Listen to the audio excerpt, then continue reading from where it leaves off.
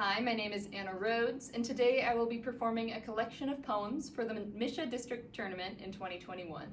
If you're not ready now, pause. Otherwise, I will begin in 5, 4, 3, 2, 1. Expression is the need of my soul. I was once a vers libre bard, but I died, and my soul went into the body of a cockroach. It has given me a new outlook on life. I see things from the underside now. Thank you for the apple peelings and the waste paper basket, but your paste is getting so stale I can't eat it. There's a cat here called Mahidabel. I wish you would have removed. She nearly ate me the other night. Why don't she catch rats? That is what she's supposed to be for. Most of these rats here are just rats, but this rat is like me. He has a human soul in him. He used to be a poet himself. Night after night, I've written poetry for you on your typewriter, and this big brute of a rat who used to be a poet comes out of his hole when it is done, and reads it and sniffs at it. He's jealous of my poetry. He used to make fun of it when we were both human. And after he has read it, he sneers, and then he eats it. I wish you would have Mahidabel kill that rat. And I'll write you a series of poems showing how things look to a cockroach. That rat's name is Freddy. The next time Freddy dies, I hope he won't be a rat, but something smaller. I hope I will be a rat in the next transmigration and Freddy a cockroach. I'll teach him to sneer at my poetry then. Don't you ever eat sandwiches in your office? I haven't had a crumb of bread in I don't know how long. Or a piece of ham or anything but apple parings and paste. Leave a piece of paper in your machine every night. You can call me Archie.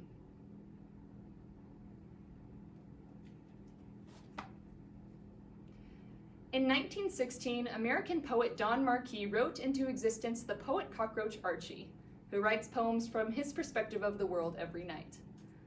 Through Archie's eyes, we see the nature of desire in cockroaches and humans alike. Through Marquis' poems entitled The Coming of Archie, Pete the Parrot and Shakespeare, and The Lesson of the Moth, we join Archie for a view from the underside, a collection of poems. I got acquainted with a parrot named Pete recently, who is an interesting bird. Pete says he used to belong to the fellow that ran the Mermaid Tavern in London. Then, I said, you must have known Shakespeare. Know him, said Pete. Poor mutt, I knew him well. He called me Pete and I called him Bill. But why do you say poor mutt? Well, said Pete, Bill was a disappointed man and was always boring his friends about what he might have done and been if he only had a fair break. And the tears would trickle down into his beard, and his beard would get soppy and wilt his collar.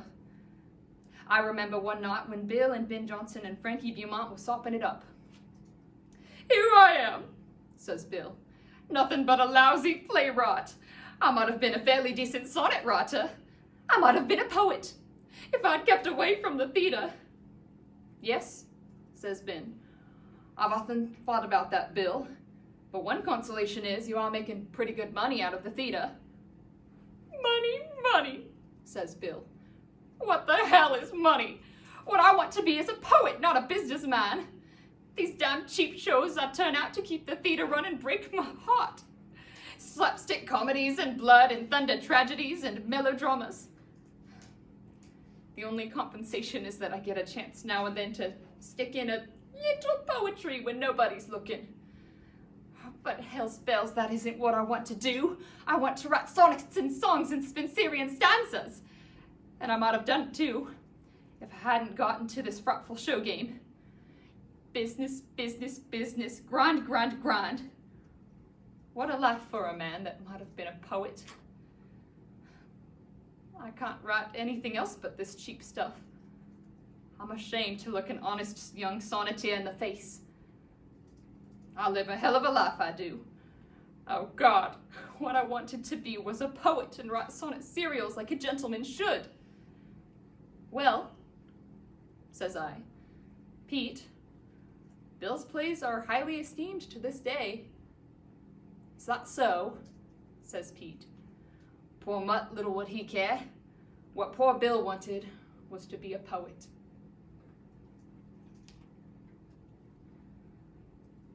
I was talking to a moth the other evening. He was trying to break into an electric light bulb and fry himself on the wires. Why do you fellows pull this stunt? I asked him. Because it is the conventional thing for moths, or why?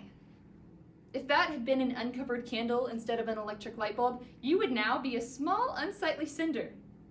Have you no sense? Plenty of it, he answered. But at times we get tired of using it.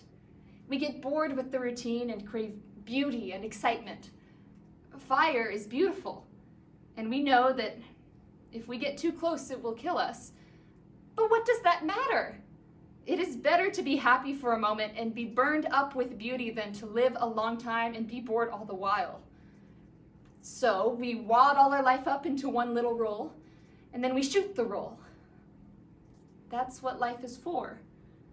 It is better to be a part of beauty for one instant and then cease to exist than to exist forever and never be a part of beauty. Our attitude towards life is come easy, go easy. We are like human beings used to be before they became too civilized to enjoy themselves.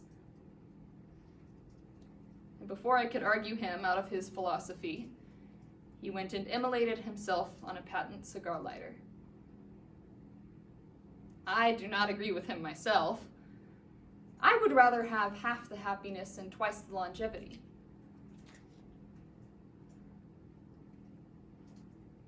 But at the same time, I wish there was something I wanted as badly as he wanted to fry himself.